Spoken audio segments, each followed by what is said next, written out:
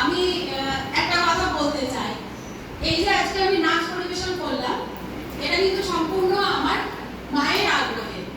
এই হাততালিটা কিন্তু আমার মায়ের প্রাপ্য। আমি বহুদিন হলো নাচ ছেড়ে দিয়েছি, কিন্তু আমার মায়ের ভীষণ ইচ্ছে যে আমি এটাকে কন্টিনিউ করি বা সবার সামনে তুলে ধরি আমার এই ভূমিকাকে।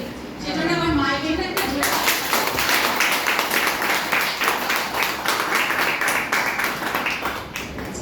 আমি আমার নিজের লেখা একটা ছোট কবিতা বলতে চাই, সবাইকে শোনাতে চাই।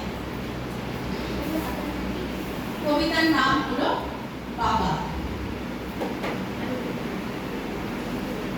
বাবা শিশুকালে অবাক দেখা, বাল্যকালে হাসি খেলা, কৈশোরেতে শাসন করা, যৌবনেতে গুটি গুটি বাবার আশা।